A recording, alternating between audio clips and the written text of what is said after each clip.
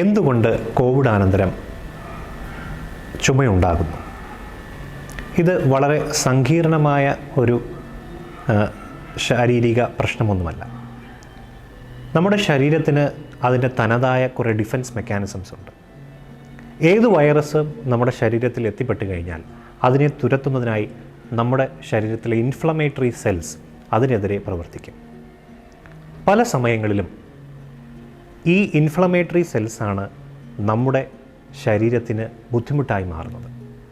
അതായത് നാം വിചാരിക്കുന്ന പോലെ ഈ വൈറസുകൾ നമ്മുടെ ശരീരത്തിൽ ഉണ്ടാക്കുന്ന ബുദ്ധിമുട്ടുകളെക്കാൾ ഏറെയാണ് ഈ വൈറസിനെതിരായി പ്രവർത്തിക്കുന്ന നമ്മുടെ ശരീരത്തിലെ തന്നെ ഡിഫൻസ് മെക്കാനിസംസ് നമുക്ക് തരുന്ന ദുരുപയോഗം എന്ന് പറയുന്നത്. അതിലൊന്നാണ് ഈ പോസ്റ്റ് കോവിഡ് കോഫ് എന്ന് പറയുന്നത്. നമുക്കെല്ലാവർക്കും അറിയുന്ന പോലെ തന്നെ കോവിഡ് വൈറസ് പലപ്പോഴും ശ്വാസനാളത്തെയാണ് കൂടുതലായി ഉപദ്രവിക്കാറുള്ളത്. അതുകൊണ്ട് തന്നെ കോവിഡ് വൈറസിനെതിരായിട്ടുള്ള പ്രതിരോധ മെക്കാനിസം നമ്മുടെ ശ്വാസനാളികളിലായിരിക്കും കൂടുതലായി ഉണ്ടാകുക. അതിൻ്റെ ഭാഗമായി വരുന്ന ഇൻഫ്ലമേഷൻ, ന്യൂറോ ഇൻഫ്ലമേഷൻ കാരണം നമ്മുടെ ശ്വാസനാളത്തിലെ നെർവ്സ് ഹൈപ്പർ സെൻസിറ്റീവായി മാറുന്നു. അതാണ് കോവിഡിന് ശേഷമുള്ള ചുമയുടെ പ്രധാന കാരണമായി പലപ്പോഴും കാണുന്നത്. ന്യൂറോ ഇൻഫ്ലമേഷൻ അല്ലെങ്കിൽ ന്യൂറോ മോഡുലേഷൻ എന്നാണ് ഇതിൻ്റെ പ്രധാനമായി പറയുന്ന വാക്ക്.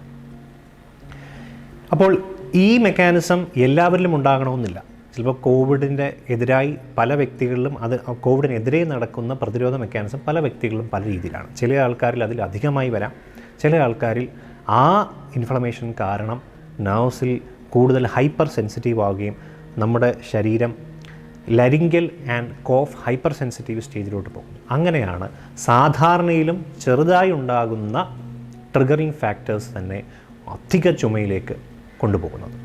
നമ്മുടെ ശ്വാസനാളത്തിൽ എന്തെങ്കിലും ഒരു ഫോറിൻ ബോഡി അല്ലെങ്കിൽ എന്തെങ്കിലും ചില കാര്യങ്ങൾ നമ്മുടെ ശ്വാസനാളത്തിലോട്ട് അടിഞ്ഞ് ന്യൂമോണിയ ഉണ്ടാക്കുന്നതിനെതിരായി നമ്മുടെ ശരീരത്തിൽ തന്നെയുള്ള ഡിഫൻസ് മെക്കാനിസത്തിൻ്റെ ഒരു പ്രക്രിയയാണ് കോഫ് എന്ന് പറയുന്നത്. ആക്ച്വലി അതൊരു പ്രൊട്ടക്റ്റീവ് റിഫ്ലെക്സ് മെക്കാനിസമാണ്. അപ്പോൾ ഈ ശ്വാസനാളികയിൽ കോവിഡ് അനന്തരം ഈ പ്രൊട്ടക്റ്റീവ് റിഫ്ലെക്സ് മെക്കാനിസം അധികമായി കാണപ്പെടും. അത് ഈ കോഫിലേക്ക് നയിക്കുന്നു. അപ്പോൾ ഇത് മാത്രമാണോ കോവിഡ് അനന്തരം ഉണ്ടാകുന്ന ചുമയുടെ കാരണങ്ങൾ എന്ന് ചോദിച്ചു കഴിഞ്ഞാൽ പലപ്പോഴും അല്ല. ഏതാണ്ട് 50% ഈ ന്യൂറോ മോഡുലേഷൻ കാരണം ഉണ്ടാകുന്നുവെങ്കിൽ ഏതാണ്ട് 50% നമ്മൾ ഡയഗ്നോസ് ചെയ്യപ്പെടാത്ത പല അസുഖങ്ങളാലും ഉണ്ടാകുന്നുണ്ട്. കോവിഡിന് ശേഷം കണ്ടുപിടിക്കപ്പെടുന്ന പല അസുഖങ്ങളാലും ഈ ചുമ ഉണ്ടാകാറുണ്ട്. അതിൽ പ്രധാനമായുള്ളതാണ് അൺഡയഗ്നോസ്ഡ് ആസ്ത്മ എന്നുള്ളത്. പലപ്പോഴും ചുമയോ ശ്വാസം മുട്ടലോ സീസണലായി വരിക, തണുപ്പോ പൊടിയോ അടിച്ച ശേഷം അല്ലെങ്കിൽ എന്തെങ്കിലും വേസ്റ്റ് കത്തിച്ചതിന് ശേഷം അല്ലെങ്കിൽ പൊടി അടിച്ചതിന് ശേഷം നമ്മൾ അധികമായി ചുമ വരുന്നു. അത് വിട്ടുവിട്ട് വന്നുകൊണ്ടിരിക്കുന്നു. കോവിഡ് അനന്തരം കൂടുതലായി വരുന്നു. വൈറൽ ഇൻഫെക്ഷനും ആസ്മ ട്രിഗർ ചെയ്യുന്നതിൻ്റെ ഒരു കാരണമാണ്. അപ്പോൾ കോവിഡ് അല്ലെങ്കിൽ കൊറോണ ഇൻഫെക്ഷൻ എന്ന് പറയുന്നത് ആസ്മ ട്രിഗർ ചെയ്യാനൊരു കാരണമായി മാറുന്നു. അത് അഡൽട്ട് ഓൺസെറ്റ് അല്ലെങ്കിൽ ന്യൂ ഓൺസെറ്റ് ആസ്മയായി പലരും വരാറുണ്ട്.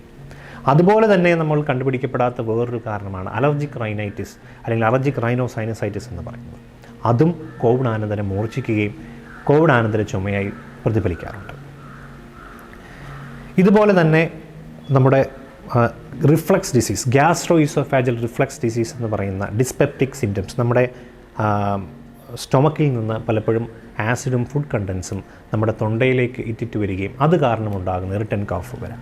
പോസ്റ്റ്നേസൽ ഡ്രിപ്പ്, അതായത് സൈനസൈറ്റിസ് കാരണം നമ്മുടെ കഫം ശ്വാസനാളികയിലേക്ക് വീഴുമ്പോൾ അല്ലെങ്കിൽ ലാരിങ്സിലോട്ട് വീഴുമ്പോൾ ഉണ്ടാകുന്ന ഇറിറ്റേറ്റീവ് കോഫ്, ഇതെല്ലാം പോസ്റ്റ് കോവിഡായി വരുന്ന അല്ലെങ്കിൽ കോവിഡ് അനന്തരം വരുന്ന ചുമയുടെ കാരണങ്ങളാണ്. അപ്പോൾ കോവിഡ് അനന്തരം വരുന്ന ചുമയെ നാം നിസ്സാരക്കാരായി കാണരുത്. അതിൻ്റെ കാരണം എന്താണ്, അത് കോവിഡ് തന്നെയാണോ കാരണം എന്ന് തിരിച്ചറിയാനായി നമ്മൾ തീർച്ചയായും ഒരു നെഞ്ചുരോഗ വിദഗ്ധനെയോ ഒരു ഫിസിഷ്യനെയോ കാണിച്ച് അതിനു വേണ്ട ടെസ്റ്റുകൾ, ചെസ്റ്റ് എക്സ്റേയോ അല്ലെങ്കിൽ സ്പൈറോമെട്രി മുതലായവ ടെസ്റ്റുകൾ ചെയ്ത് മറ്റു കുഴപ്പങ്ങളൊന്നും ഇല്ല എന്ന് ഉറപ്പുവരുത്തുകയും അനുയോജ്യമായ ട്രീറ്റ്മെൻറ്റ് സ്വീകരിക്കുകയും വേണം. അപ്പോൾ നിങ്ങൾക്ക് ചുമയുണ്ട്, കോവിഡ് അനന്തരം ചുമയുണ്ട് എങ്കിൽ അതിനെ കോവിഡ് കാരണം വന്നതാവാം എന്ന് വച്ചിരിക്കാതെ അത് എന്തുകൊണ്ടുണ്ടാകുന്നു എന്ന് തിരിച്ചറിയാൻ വേണ്ടി ഏറ്റവും അടുത്ത നിമിഷം തന്നെ ഒരു ഡോക്ടറെ കണ്ട് ചികിത്സ നേടുക.